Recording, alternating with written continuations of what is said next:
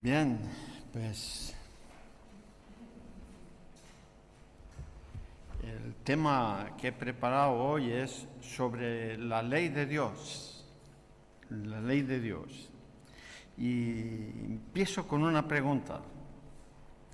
¿Amamos la ley de Dios? ¿Amas la ley de Dios? ¿O obedecemos por miedo o porque hay que obedecer?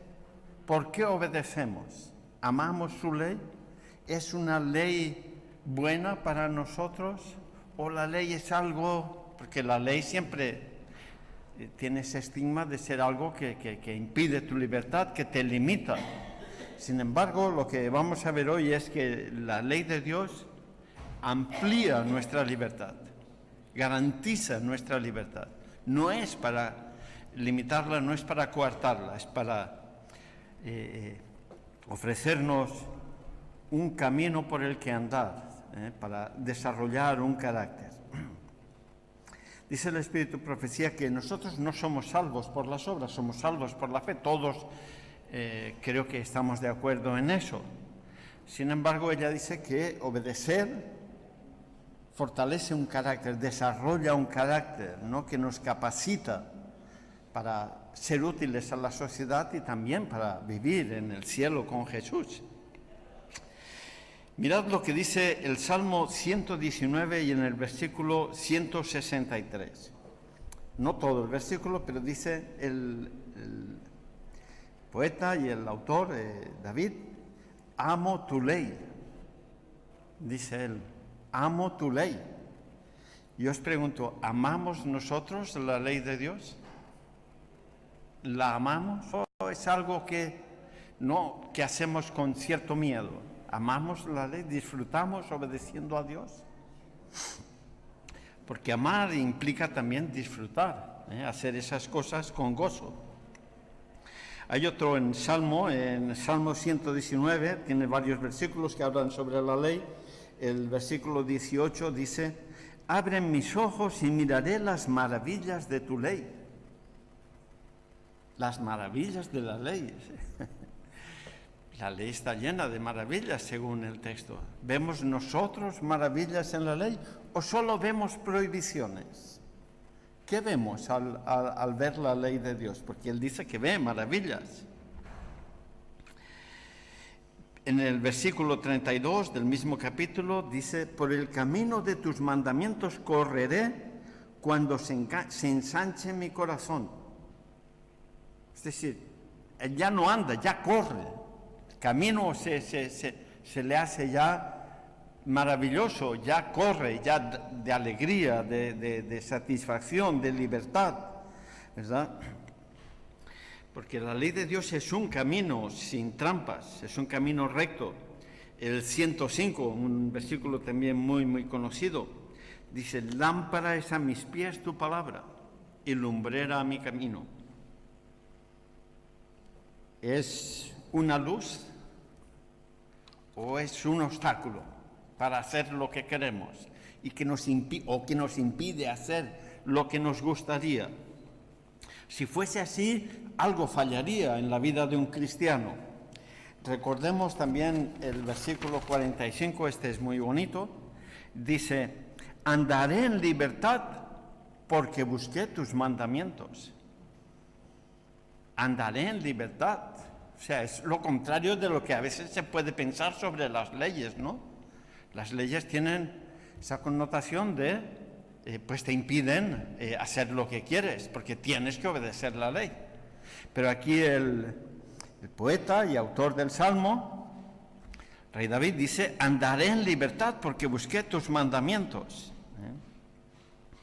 Yo os pregunto, ¿son compatibles libertad y ley? La Biblia dice que sí. Libertad y mandamientos. El salmista dice que sí. Según también el apóstol Pablo, la ley es nuestro ayo. En tiempos de los romanos, ¿qué era un ayo? Un ayo era una especie de cuidador, ¿no? No solo cuidaba, sino pues que también enseñaba, complementaba la educación que los niños pudieran tener en el colegio o de los padres, ¿verdad? Enseñaba una serie de cosas también. y colaboraba en la educación de ese niño. Lo recogía, lo traía de la escuela, lo llevaba al parque, ayudaba a formar un carácter. La ley también nos muestra lo que somos y nos condena si no la obedecemos, porque es implacable en eso. Pero la ley también nos muestra un camino, también nos muestra en sí misma que hay un Dios que nos ama y ha pensado una ley para nosotros.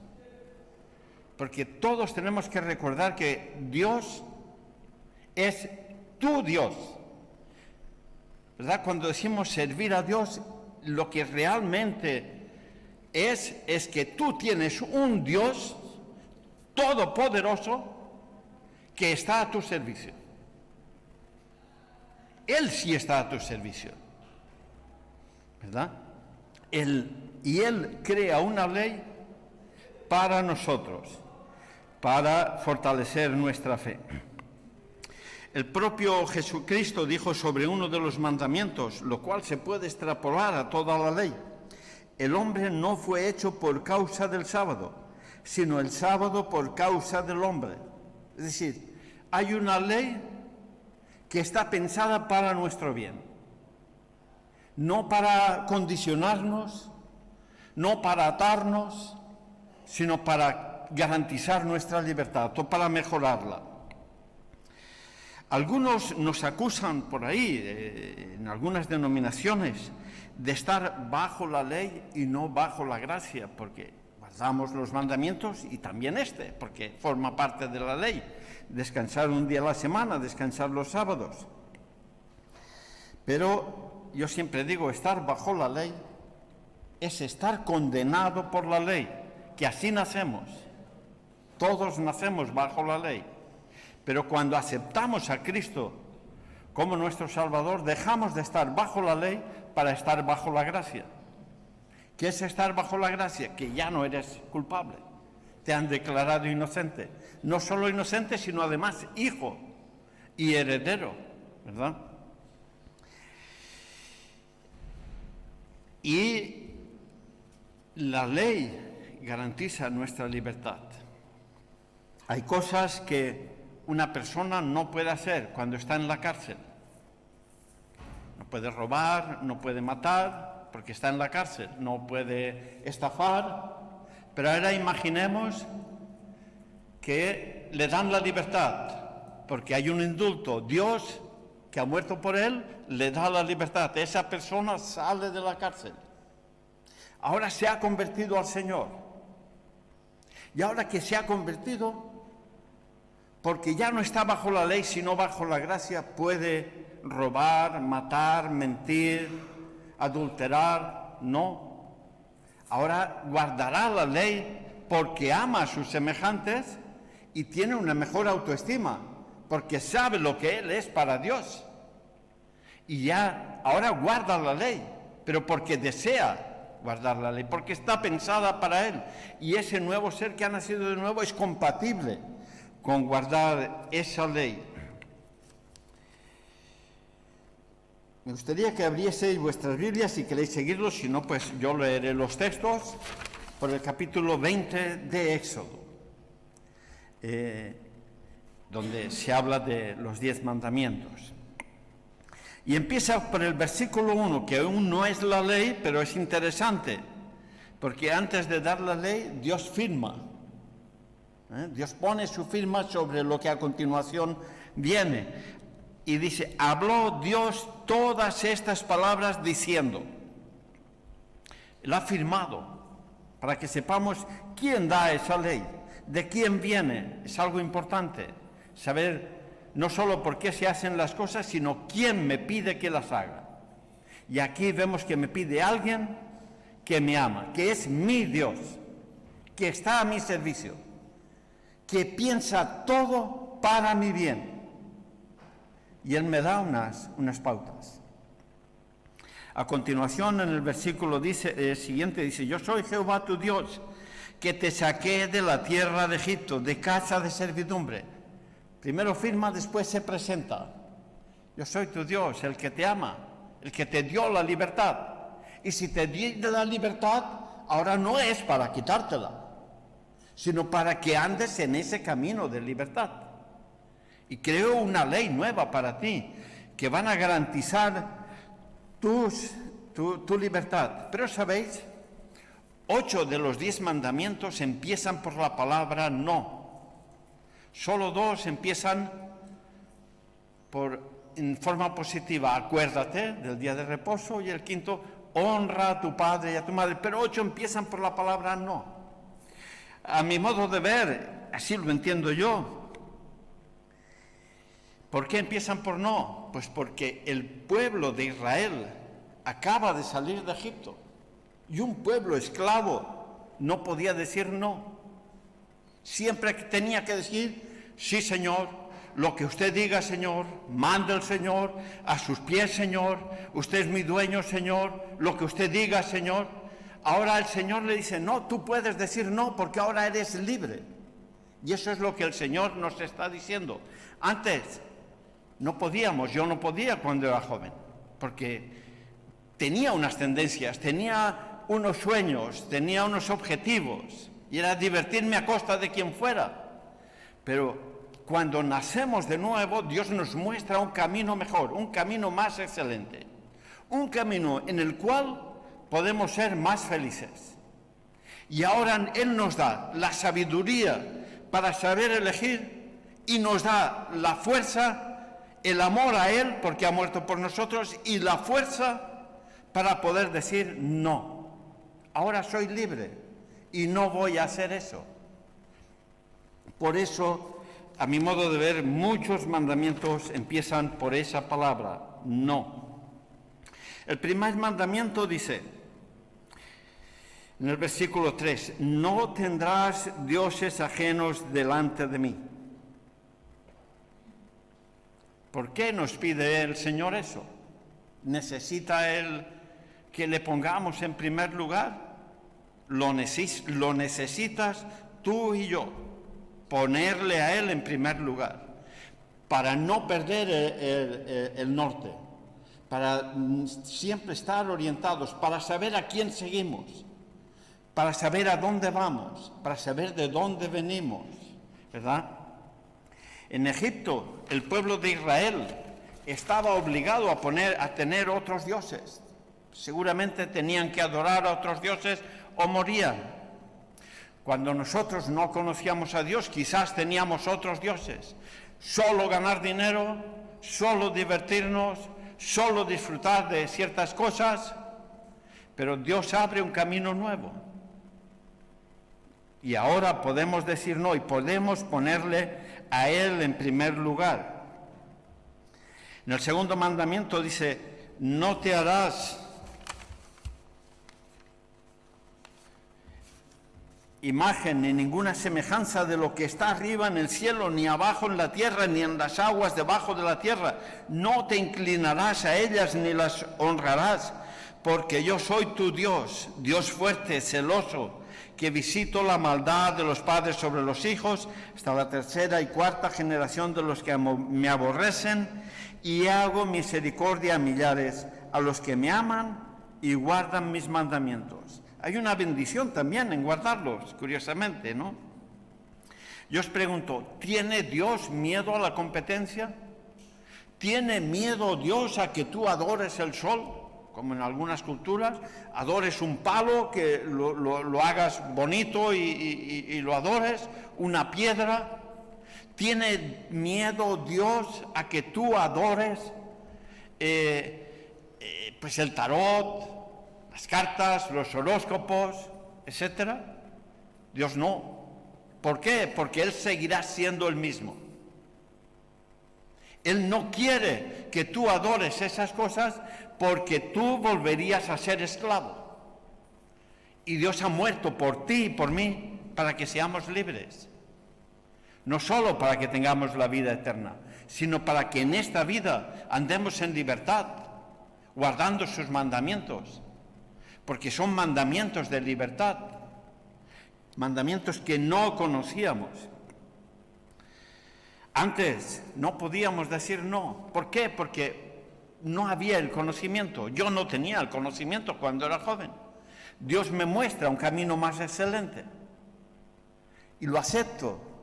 Y no solo lo acepto, sino que ahora Él me da la fuerza para seguirlo.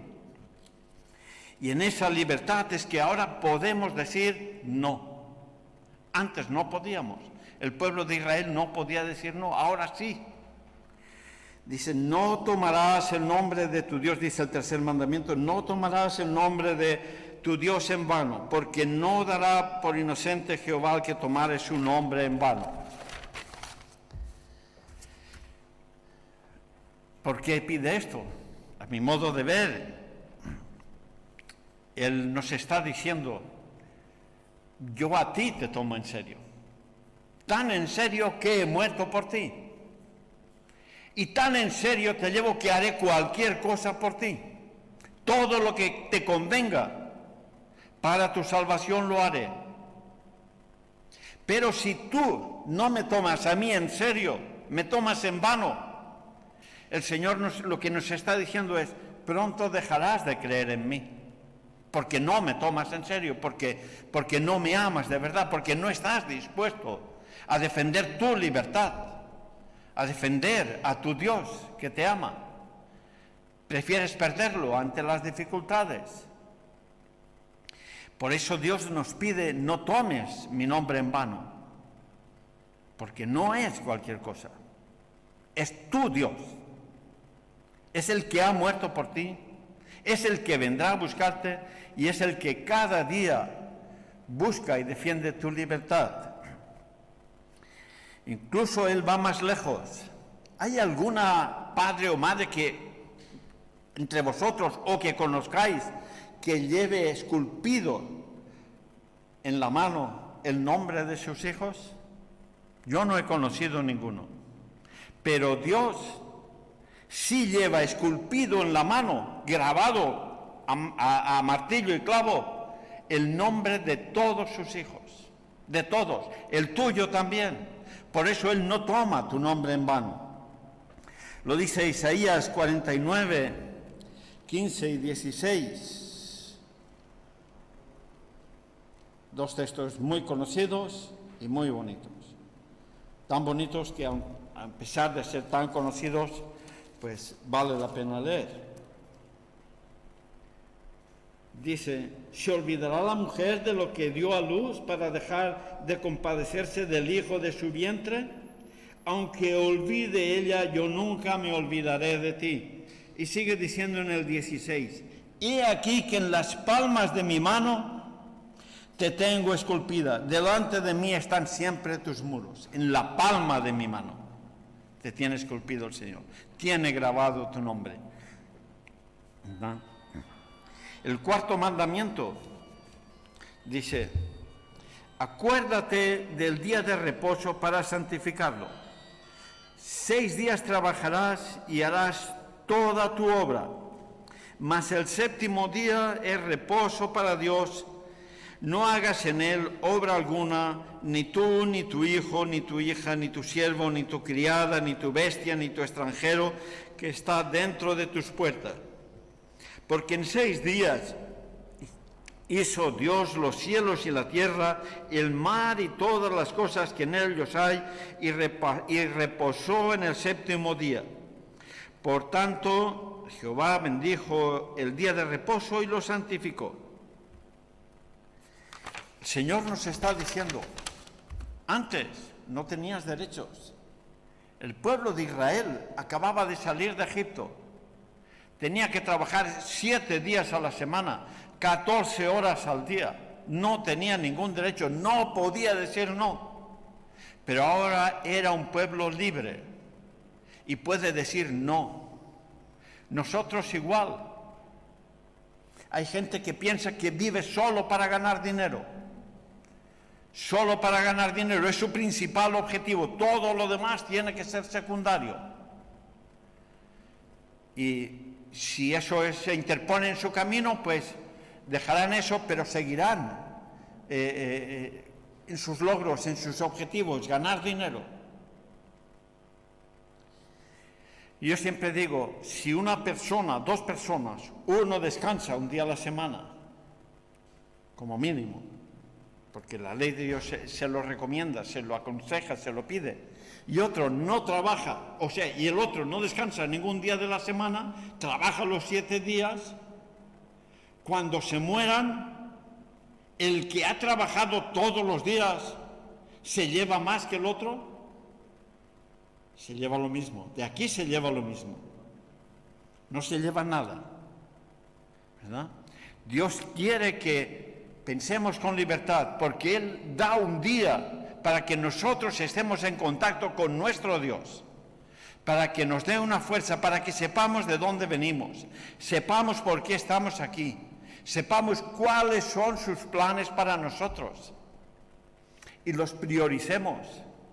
Sepamos cuánto valemos para Dios y de ninguna manera vendamos nuestra salvación, porque cuando uno deja de practicar las cosas que cree, acaba creyendo en esas cosas que practica. Y es así. De ahí la importancia de seguir obedeciendo a Dios, porque la ley de Dios está pensada para tu bien. No para el suyo, para tu bien. El 5.º mandamiento dice: honra a tu padre y a tu madre para que tus días se alarguen en la tierra que Jehová tu Dios te da. Yo siempre digo, ¿quién nos ha querido más en este mundo? Nuestros padres. Nosotros también tenemos que respetarlos, dar lo mejor de nosotros mismos por atenderlos, para que estén lo mejor posible, no deshacernos de ellos. Cuando el pueblo de Israel estaba en Egipto, es muy probable que tuvieran que deshacerse de sus padres cuando ya no valieran para trabajar, para hacer ladrillos y hacer paja, porque a Egipto solo le interesaba una cosa: ladrillos, ladrillos, ladrillos, ladrillos, ¿verdad? Solo le interesaba eso. Y cualquier cosa que pues se interpusiera, pues había que eliminarla. Nosotros tenemos que tener la ley de Dios. El Señor nos marca unos valores, que no solo el ganar dinero es importante, que lo es, porque sin dinero no se puede vivir hoy en el mundo, pero sin renunciar jamás al amor a nuestros padres, al amor a Dios, porque es una ley de libertad para nosotros. El Señor lo que nos está diciendo con su ley es: estos mandamientos son tus derechos, es nuestra constitución. Y si estamos con Dios, nadie nos puede arrebatar nuestros derechos, nadie, porque es una ley pensada para nosotros. El 6.º mandamiento dice: no matarás. ¿Qué posibilidad tenían los israelitas cuando estaban en Egipto de ser libres? Solo veían una: matar a los egipcios y liberarse. Elena White escribe sobre Moisés y dice que él deseaba la libertad de su pueblo, pero solo veía una fórmula: crear un ejército más poderoso que el de Egipto, vencerles y ahí saldrían. No veía otra fórmula. Su razonamiento humano siempre le llevaba a esa conclusión. De hecho, en una situación que todos sabéis, pues mató a un egipcio porque éste estaba maltratando a un israelita. Tuvo que matarlo, lo mató. Eligió esa opción. ¿Qué ocurrió? Pues tuvo que huir y pasar 40 años sin ver a su familia. 40 años de pastor en una montaña, allí olvidado y escondido, sin apenas hablar con casi nadie, porque los pastores hablan poco. Esa fue la situación que vivió Moisés. Dios lo que nos dice es: no necesitas matar a tu enemigo. yo te abriré un camino. Roguemos a Dios cuando alguien nos oprime, cuando alguien pretende hacernos daño. No busquemos su muerte, no busquemos hacerle daño, busquemos a Dios, porque en Él está la libertad. Y el camino de la libertad es no buscar el mal de nadie, no buscar la muerte de nadie, incluso de aquel que por algún motivo nos perjudique o nos haya perjudicado. En el 7º mandamiento dice, no cometerás adulterio. Para muchos este es muy difícil de guardar. Yo os digo, cuando tenía 22, 23 años, no quiero presumir con esto, me fui a Brasil, viví 2 años en Brasil. Al volver a mi pueblo, la mayoría me decían, ¿te habrás puesto las botas? Yo les decía, pues no. Yo era cristiano y les dije, pues no, porque solo quiero hacer el amor con la mujer que quiera y con la que me case. No he ido a Brasil a eso. Y no me interesaba eso, ¿verdad? Y se disfruta más siendo fiel, resistiendo la tentación, teniendo un autocontrol de ti mismo, siendo tú el dueño de tu vida. Eso es lo que Dios nos pide. No seas tú el esclavo de tus pasiones, que no te dominen ellas. Tú tienes que ser el dueño.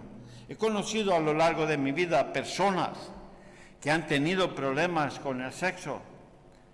2 de ellas fueron a la ruina. Y una tercera, poco después, también lo vi escarbando en los contenedores de basura.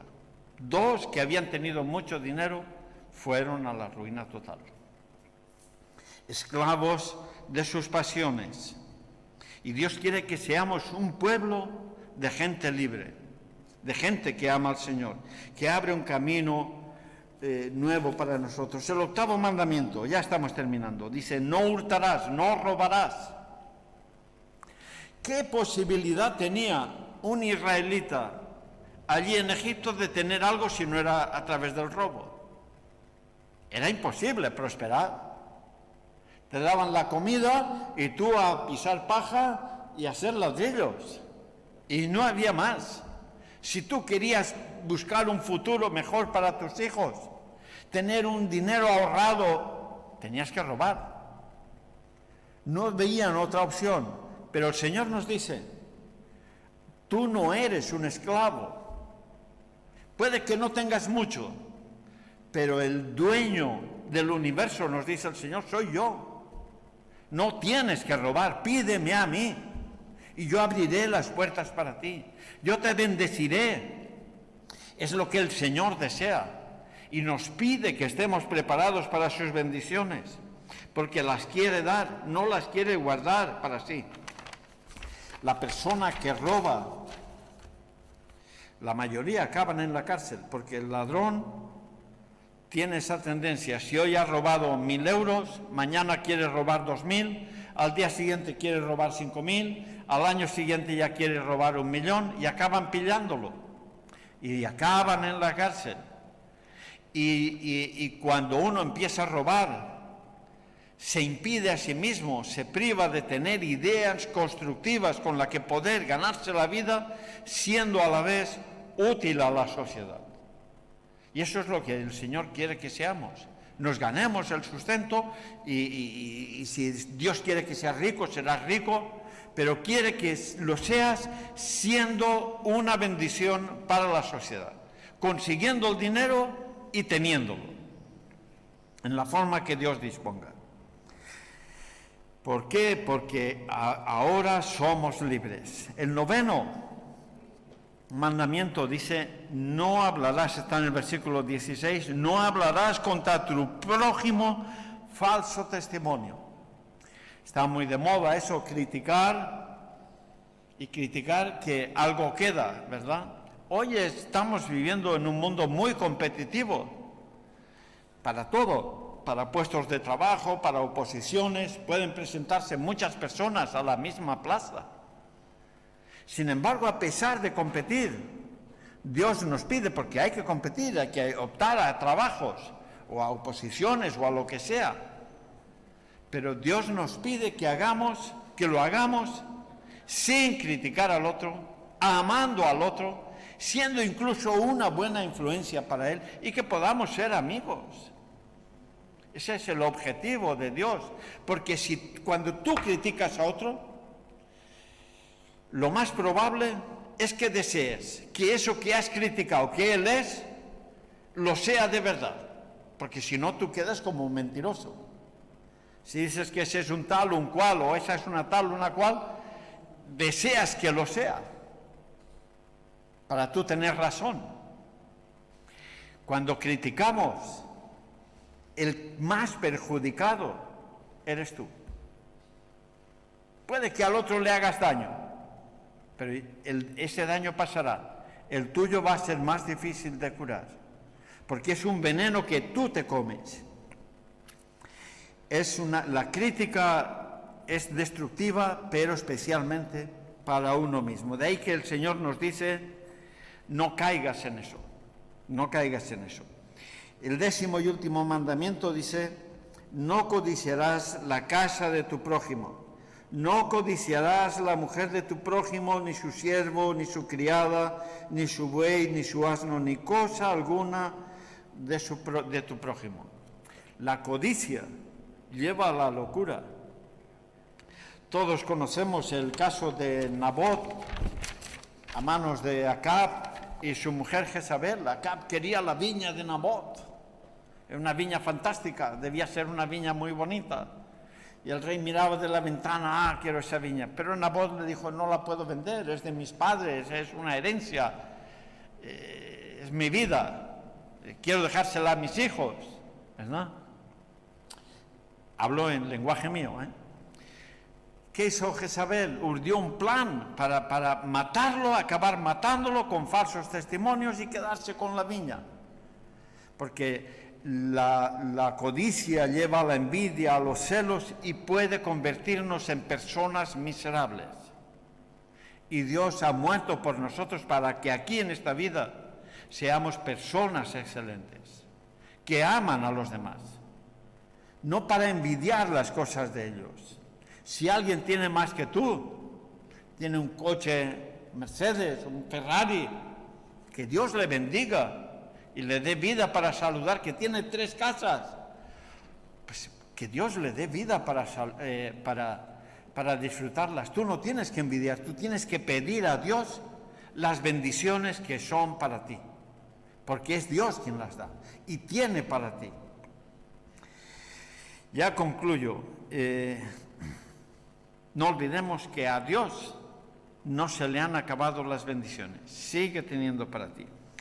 La ley de Dios son nuestros derechos.